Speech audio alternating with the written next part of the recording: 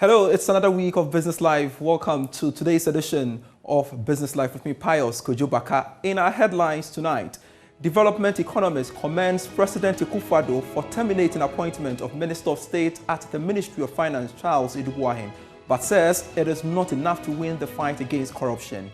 Me, personally, I'm of the view that His Excellency the President by now should reconsider his cabinet, his ministers by way of reshuffle and bringing new people on board. It's long overdue. Also, government missed out on the 2.64 billion cedis revenue for failure to revise the e-levy rate to 0.5%. We'll tell you about a research which also revealed that most mobile money transactions are avoiding payment of e-levy. We have established that a rate of 0.5% will make it more expensive for users of the e-levy to look for other means of transferring money than the current 1.5. Plus, aviation expert urges the country to implement early safety preventative actions within the sector to ensure safety during air travels.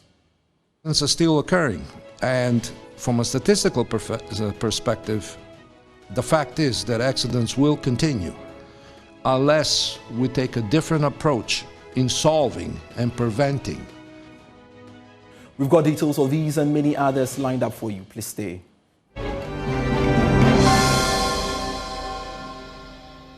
Pleasure you could stay on. On to our very first story. The Executive Director of the Policy Initiative for Economic Development, Dr. Daniel Amate-Nim, has commended President Akufo-Addo for terminating the appointment of Minister of State at the Ministry of Finance, Charles Idubuahin, but says it is not enough to win the fight against corruption. In a statement today from the presidency, the Director of Communications, Eugene Ayin, said the office was made aware of the allegations leveled against the minister in the expose, Galamsey Economy. Now, the president spoke to Mr. Idubuahin, after which he took the decision to terminate his appointment and also to refer the matter to the special prosecutor for further investigations.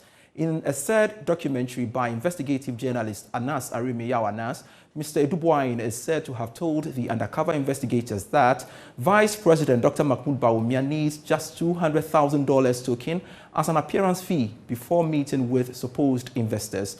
But speaking on the marketplace, Dr. Amate-Nim said it was time the president reshuffled his cabinet. It's not enough, but it is a step in the right direction. And once the matter has been referred to the Office of the Special Prosecutor, we have to wait until the final determination. So for now, he is not guilty until it has been proven guilty by a body of competent jurisdiction. So to me, for the fact that His Excellency the President has relieved him of his responsibility, it is a positive signal. If you recall, His Excellency the President has repeatedly stated that as a lawyer, he will need evidence before he can take action. So probably what he might have heard or seen in the video could be that compelling, and that may necessitate his termination. But on the whole, I believe it is a step in the right direction. It could put other ministers on their toe to conduct themselves in a manner that will ensure that credibility in governance. To me, personally, I'm of the view that His Excellency the President by now should reconsider his cabinet, his ministers by way of reshuffle and bringing new people on board. It's long overdue. And for the fact that Honorable Finance Minister has lost the credibility in the eyes of the citizens, it's more appropriate for His Excellency to reassign him another responsibility, or probably relieve him of his responsibility and bring somebody on board that could be trusted. Because in finance, aside the policies, trust and confidence in the team, in the system is key and critical. So to me, these are some of the things that is expected of His Excellency to do. And now that he has activated that of Honorable Idubuahin, I'm of the view that he should be able to follow the same line going forward. Now, a research by the Center for Economics, Finance and Inequality Studies has indicated that if the rate of electronic transaction levy, that's the e-levy, had been revised to 0.5% and 54% of the existing active users patronized mobile money transactions, the expected revenue for this year would have been a little above 2.64 billion cedis. This estimate is greater than the total revenue the government anticipates for the e-levy for the year 2022. Dr. Benjamin Amoah, Executive Director, Center for Economics, Finance and Inequality Studies, has been speaking. What we have established is that looking at the states that we find ourselves in, we are talking about the country needing or in need of revenue, debt to GDP ratio. We are talking about the need to service our debt. Any initiative that will bring in more revenue is welcome. So from that point of view, it will be unwise for the government at this time to consider cancelling the e-levy. The e-levy has come and the e-levy must stay. But then the issue is, what can the government do now to rake in more?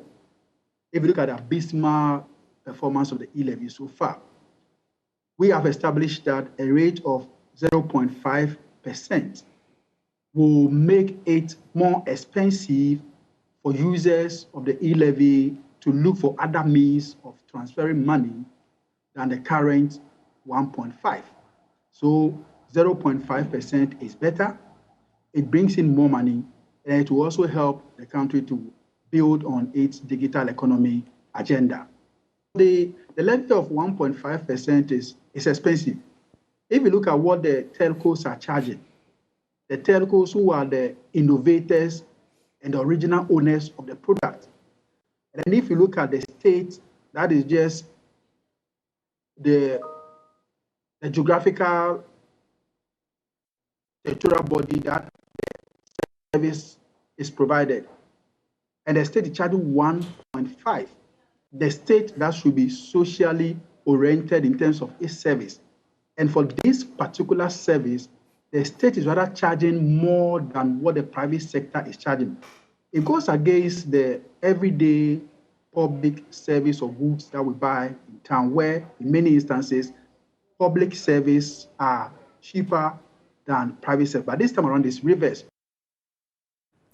Now, the Ghana Union of Traders Association is bemoaning the high cost of power, describing it as worrying. According to the president of the association, Dr. Joseph Obeng, there is a need for the government to implement policies and subsidize some input for renewable energy to support the national grid. He spoke to Joy Business at the Power and Energy Ghana Expo. The Power and Energy Ghana Expo was a platform for global manufacturers and exporters of all products and items related to power, energy and engineering to exhibit and meet with their partners and distributors in Ghana. Dr. Obeng said government should collaborate with the players within the sector. This is one of the major steps that we are taking. You know, India has gone far in energy, and so relationships such as one that we are trying to build with India will seek to achieve what you are asking for the vibrant energy sector of this country. And so we have asked our partners here to partner with us in building factories, matters they will want to make depots and all that. With regard to the renewable energy, it's long overdue. When you go to fairs these days, everybody is showcasing renewable energy sources, but here it's not predominant. And why is it so? We have to find out why people are not investing in these new areas. Sometimes people even buy the solar panels, get the extra energy, put it on the national grid, and then they don't get the returns that they have to. We have to look at all this in a holistic manner so that people will be attracted to the renewable energy. Convener for the event maintained that the prospect of Ghana's energy sector will be based on key partnership with stakeholders across all sectors. Our energy, it is one of the catalyst sector for the growth of the industrial economy of any country or any economy. So Ghana is actually in an advancing position wherein the industries are growing, more people are coming, investments are growing on, and at the same time, being the leader of AFTA, African Continental Free Trade Agreement zone in this region, it's a high time that we should focus on the energy sector for development as well as strengthening it, so that what are the fault points are there that we can be addressed, and at the same time we can build up a robust power sector in the country that supports the industrial as well as the residential and commercial requirements in the country. The expo is organized under the auspices of the Ministry of Energy and also with the support of all major chambers and sectorial associations in Ghana. Now, to the aviation industry, where an aviation expert is warning aircraft crashes are likely if the country's aviation sector does not begin to consider technologies that sought to provide early safety preventative actions to forestall them. According to the Executive Vice President of Flight Path International, Captain Jonathan Kodrick, there is the need to apply technologies in the country's air travels to reduce human errors to the barest minimum. He spoke to Joy Business ahead of the West Africa Aviation Accident Prevention and Airline Performance Optimization Conference slated for tomorrow, 15th November. To scare the public, we travel and fly and we have trust in any operator that we are flying with. But the reality is that, as much as development in engineering has improved aircraft performance and training of operational personnel, pilots, engineers, administration, airline people, accidents are still occurring. And from a statistical perspective, the fact is that accidents will continue unless we take a different approach in solving and preventing incidents and accidents to occur in the future. So what can we actually do? Up to now, everything that we have done, any accident in any part of the world that has happened, it has been, let's see what the investigative report will be at the end of the day. And it always boils down to the same thing, that, let's learn from our mistakes so it doesn't happen again, until it happens again. So that's telling us that whatever it is that we're doing, as much as improvements we've tried to have across the aviation community throughout the world, we seem to be doing the same thing, which really the result is what's next.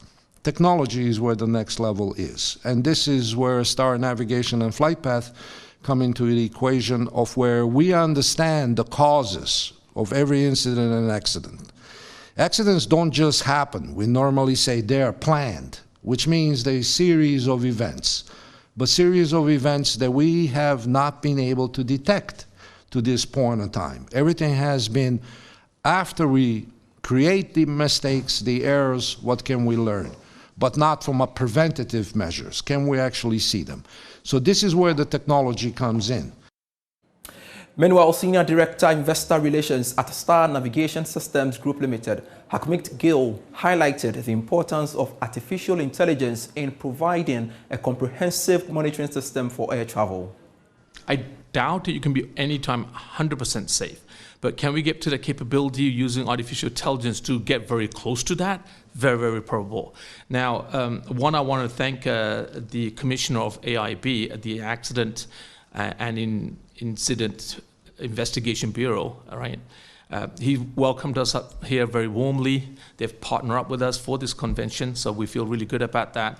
But they have a motto as well. They have a vision, and they also have a mission. So can we help them with that? 100% we can help them with that. If I was reading some of the literature that's been here about what AIB do, I was really not just happy to see that, but I was literally stunned that, you know what, we are really compatible with the commissioners and AIB's vision. But if you look at that vision, Ghana's world-class, investigation institution. What they do is they are very friendly service with aircraft, accident, incident, investigating, and they want to prevent it. That's the key word. So do we. Okay? So let's have a look at their mission. To apply state-of-the-art methodology in accident, aircraft, incidents, investigation that will provide further prevention of any future occurrences of accident, incident to attain the highest level of safety. That's exactly what Star Navigation and Flight Path are. They want to provide the best training, the best safety for the pilots and the operations people. We want to do the same. We've got the technology to do that. Now, the West Africa Aviation Accident Prevention and Airline Performance Optimization Conference, slated for tomorrow, 15th November, is in collaboration with the Aircraft Accident and Incident Investigation and Prevention Bureau. You're still watching Business Live with me, Pious Kojo Backah. We're taking a short break. We'll be right back.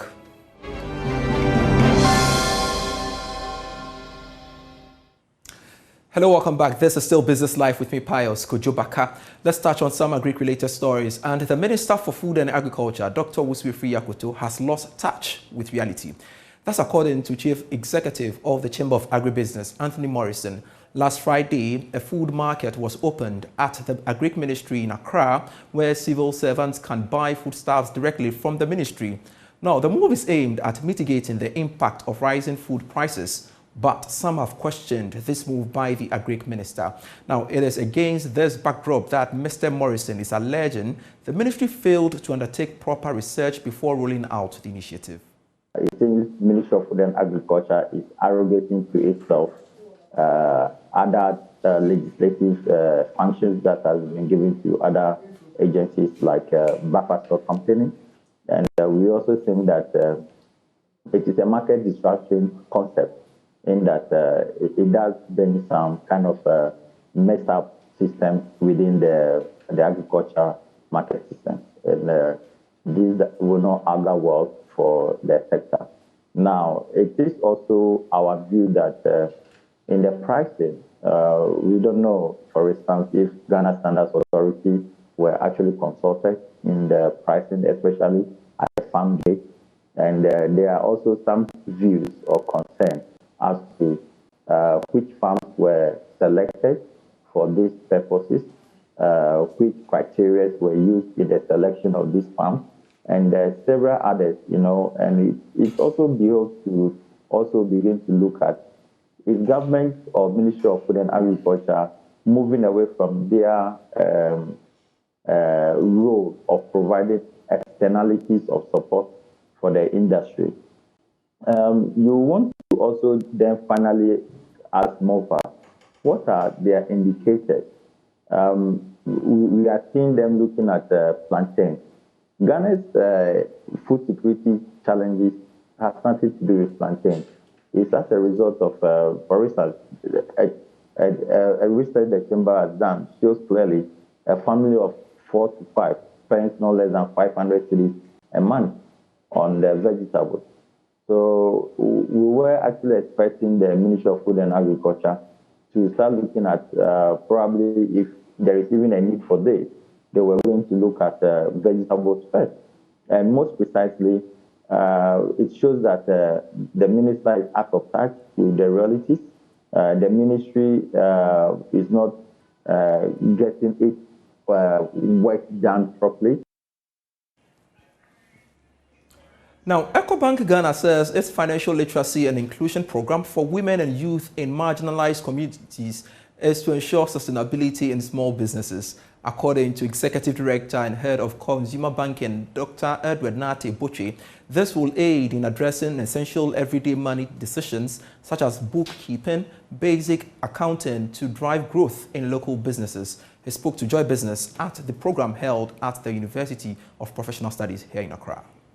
The financial literacy and inclusion training, according to Dr. Boche, was another avenue to provide the women and youth with easy access to opening accounts remotely, as well as receiving, making payments, and sending funds to loved ones without visiting the branch.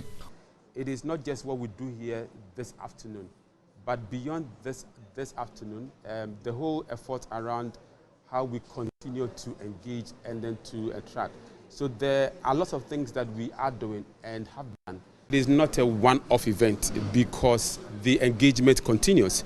But at the end of the training, we are hoping that those who are part of this can be able to, as it were, recalled and track and to be able to understand the businesses that they are doing a lot better. If you are going to know the performance of your business, it is not possible to do that without properly recording and then tracking what you are doing. That's the reason why we think that this is key. On this part, Managing Director for EcoBank Ghana, Dan Saki, He said his outfit is committed to playing an important role in communities to drive development. We at EcoBank believe that our work should not just be seen amongst ourselves, but also should be felt within the communities in which we operate. Because we draw our customers, our mothers, our sisters, our fathers, our friends from the communities. And if we do well, then it is important that that well-done message is also felt across the various communities within which we operate. The communities give us our people, the communities give us our customers, and it's important that we reflect that accordingly in whatever we do. So once a day in a year, EcoBank, which is present in 33 countries, we take a day and dedicate that day to the various communities in which we operate. So this event is taking place at the same time in 33 countries within which EcoBank is present. The training was organized to mark EcoBank Day, a flagship annual corporate social responsibility to give back to the communities in which the bank lives, works, and serves. And over the weekend, you recall Darrell Kwal of Joy Business was adjudged the best economic and business reporter for the year. On that note, we would like to express our congratulations to Darrell Kwal. And that's it for tonight. I am Pious Kojo Backah. For more news, log on to myjoyonline.com/business. Grateful serving you.